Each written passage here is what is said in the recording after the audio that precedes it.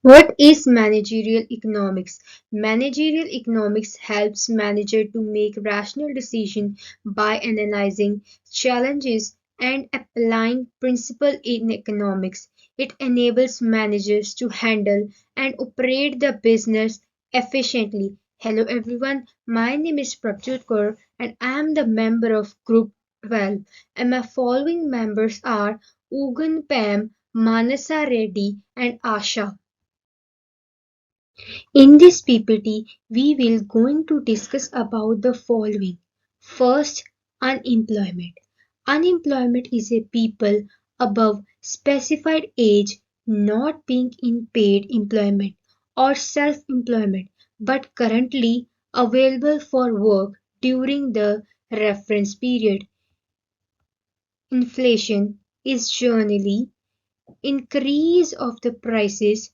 This is usually measured using the consumer price index.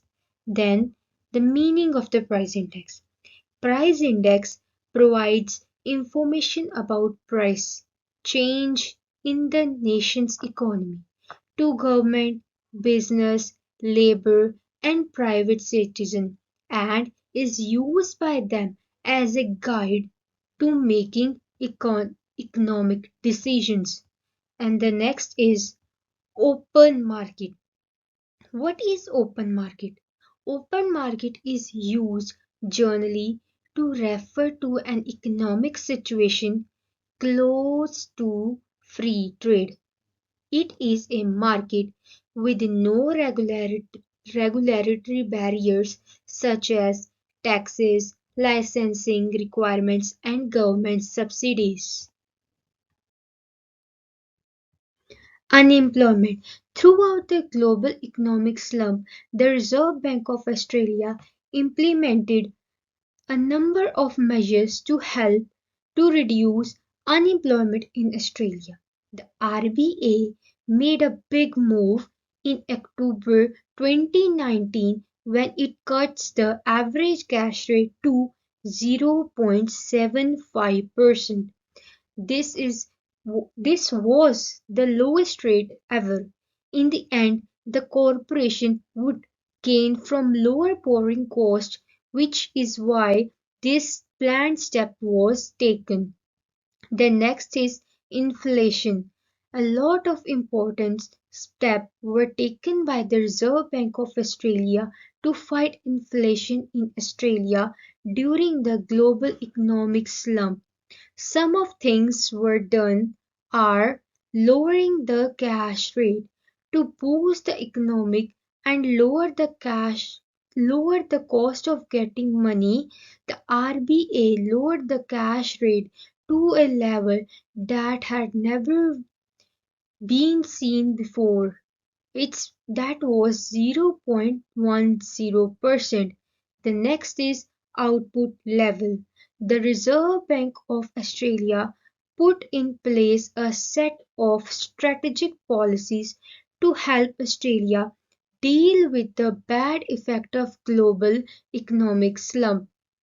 As a part of these steps, the cash rate was dropped to an all-time low of 0.25%, which was a big drop. Hello, my name is Ugenpem and I'll be explaining the next two slides. So in Australia, to have an equilibrium amount of income, there are different factors it depends on, like the overall state of the economy, the government spending, their taxes, investments, and productivities. There are things it depends on. So after COVID, we all know that the economy of the countries all over the world has been affected a lot, and still our Australian government is trying the best to recover their economy, and their economies will grow slowly as stated in one of the recent economic forecast. And the difference between the output level and the full employment output level is called the output gap. In order to calculate the output gap mathematically, we need to know this formula. That is, we need to subtract the total income to the full employment output level in the country. After the calculation, if the real output is equal to the potential output, then at this point we can say that the economy of the country is at the full level of employment. So, to have the Australian economy back to its full employment, the government is still figuring out how much money they need to cut back, because there are also other factors which is affecting them, like the size of the production gap, the present and the future state of economy, and how quickly people want the economy to recover. Even in most cases, closing the output gap would require the government to spend more money, because it might end up in putting the money in making their infrastructures, programs that create jobs, and helping people, families, and businesses through the job keeper payment. So overall, we can see that the output gap is a very crucial concept in economy, because it helps to determine whether the economy of the country is performing above or below its long-term productive capacity, that is the potential output. So if the government and the policymakers can understand the output gap, it will help them to make decisions regarding economic stimulus, inflation control, and other microeconomic policies.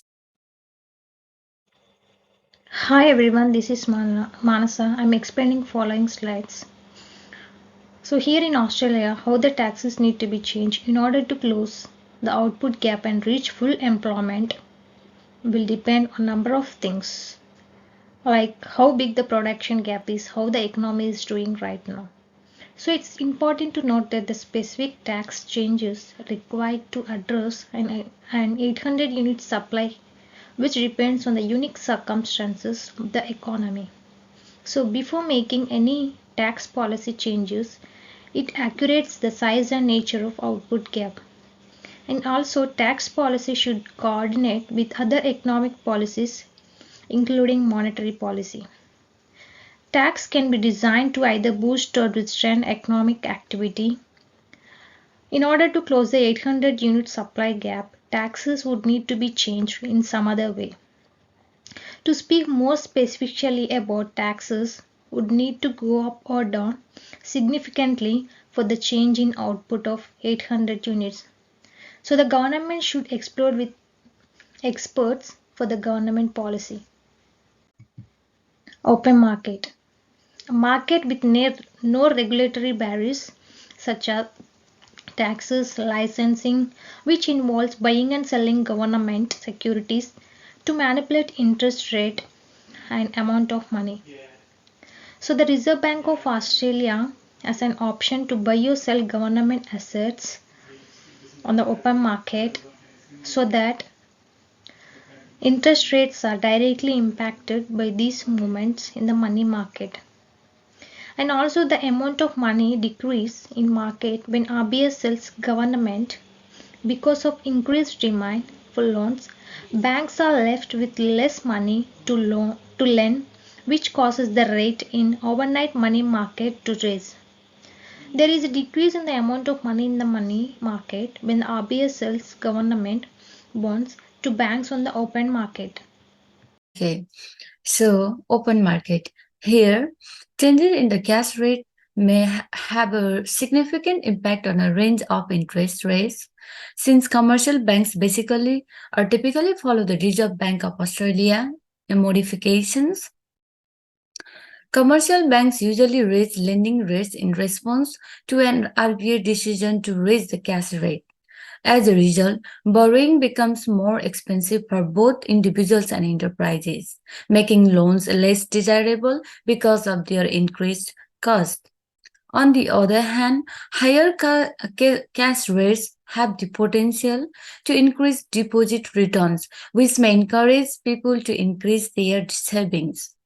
In contrast, a situation where businesses find it difficult to obtain the required funding because of high lending rates may hinder the economic growth by delaying the plans for expansion and investment.